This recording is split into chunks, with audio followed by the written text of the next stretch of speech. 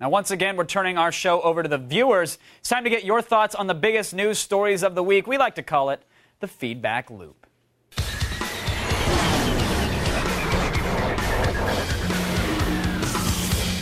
My guests tonight, all real Attack of the Show fans, by coincidence or by accident. Either way, from Los Angeles, Shane Orr is here. Also from Los Angeles, Kerry Keegan. And from Lansing, Michigan, apparently from his study, Captain Smee. How's it going, buddy? Pretty good. How about you, Kev? I'm doing well. All right, let's start with Live Free or Die Hard. It opened in theaters last night. We were talking about it all week long. We're right in the middle of sort of the summer of sequels, but we haven't seen Bruce Willis as John McClane since 1993. Now, Kerry, I know you've seen the film. Is the cowboy back, or is this overhyped? He is absolutely back. It's a different John McClane, though. It's a little bit older John McClane, but Justin Long is there to make sure that he kind of keeps it all youthful. But John McClane's a little bit grumpier than he used to be. Is he complaining about the kids on his lawn and his slipped disc, or what's his gripe? Not quite yet. He's still in pretty good shape, and he's got action coming out of everywhere. I mean, he's falling, he's jumping, as far as I know, too, he did his own stunts. Oh, very cool. All right. And I hear he transforms into a big Volkswagen at the end and battles with Decepticons? Weirdly enough, yeah. And I think he started dating Bumblebee. Yeah. Oh, well, that's we'll hit Perez Hilton for that later. Captain, I know you saw it this morning. Our audiences, are they still interested in seeing a 50-something-year-old action star navigate through broken glass? Hey, I would hope so, because I went and saw this this afternoon, and I absolutely loved it. And I wasn't even a big fan of the first three Die Hard movies. I know that's blasphemous to some action movie fans out there. But he was fantastic in this movie. The supporting cast was fantastic. The story was good. And Bruce pulled it off. I know a half-past dead Sylvester Stallone couldn't do it, or Arnold, but Bruce did great. All right, well, that's good to hear. All right. Let's move on to Manhunt 2, because we were chatting about it quite a bit over this week. It received a preliminary rating of adults only. And the game's been banned in a few countries. Both Nintendo and Sony have actually temporarily dropped the game. Shane, I want to go to you here, because Nintendo and Sony, they're so worried about alienating gamers with an AO rating, but aren't there gamers out there who want to play adult-only games? Oh, yeah, definitely. I mean, the gamers are getting older. You know, I grew up playing games, and now I'm older. I'm 27, and this is what I want to play. I want to go even further and see how far these games can go. Look, I'm used to just like shooting and no blood, and then blood started coming out, and now I really want to get into this gore. And by the way, you got Hostile out there, which is far gorier than this Manhunt 2.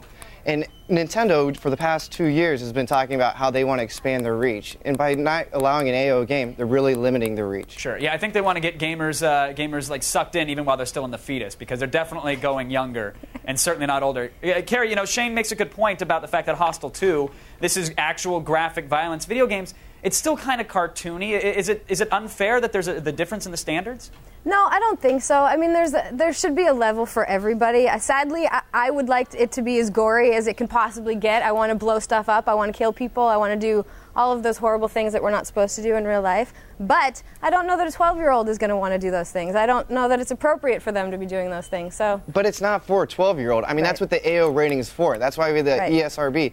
Like, it's set up so that we can determine ourselves as the consumers. We should let the market determine that, not some board. Or not the platform determine that. We should let the games go out there and see if people are actually going to buy it. But now I'll go to you, Captain. What good is an AO game if everybody's afraid to publish it? Walmart won't carry it. The Best Buys are afraid to touch it. Nintendo, Microsoft, Sony, they don't even allow those games. So what good is the rating even doing?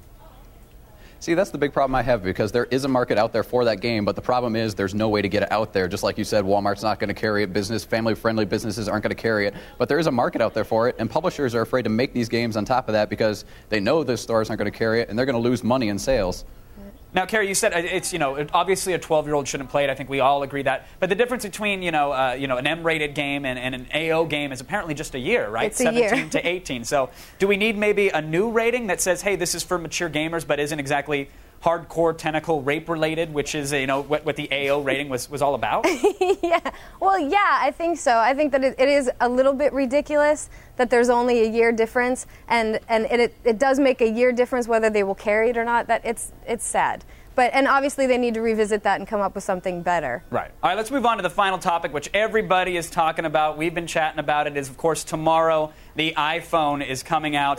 I want to get everybody's opinion. We'll start with you, Shane. Are you lining up? No, I'm not lining up. I've got a phone. It works. It does everything the iPhone's going to do. Yes, it runs Mobile 6, so it's not the best interface. But you know what? I'm not going to pay. It's $600 for the phone, and I have to break my contract for another $200. It's just not worth it. All right, Carrie, what are your thoughts? Okay, I had no intention of buying the iPhone until I found out that there's actually now little cartridges, pod discs of porn that you can get for your iPhone. So now I'm, double thinking. Okay, Captain, what about you? I like turtles. No, I'm just. But no, actually, I can't afford it. No, but there is a lot of fantastic features on this phone, and for the people who can't afford it, celebrities, businessmen, whatever, that are making high income, they're going to have it and they're going to love it. All right. But it's not going to be for businesses. I don't see it. Does it have exchange support? I mean, that's what businesses really need. Themselves aren't going to use it. I'm just saying businesses themselves aren't going to use it. I'm saying like the businessmen who are in that field and stuff and that can afford it are going to go out and buy it and use it. It's going to be like a status symbol, like that Bluetooth headset was. I think it's missing that demographic, though. I mean, the businessmen who can't afford it are already having their phones paid for by their company, and they're using the BlackBerry. But aren't businessmen going to want to enlarge their photos by pinching and then expanding? Aren't they going to see that and say, okay, screw push email support, I want to do that? No. All right. That's actually a very valid point that a lot of people are making. But in the meantime, I want to thank my guests, Shane, Carrie, and Captain Smee. Appreciate you guys keeping us in the loop.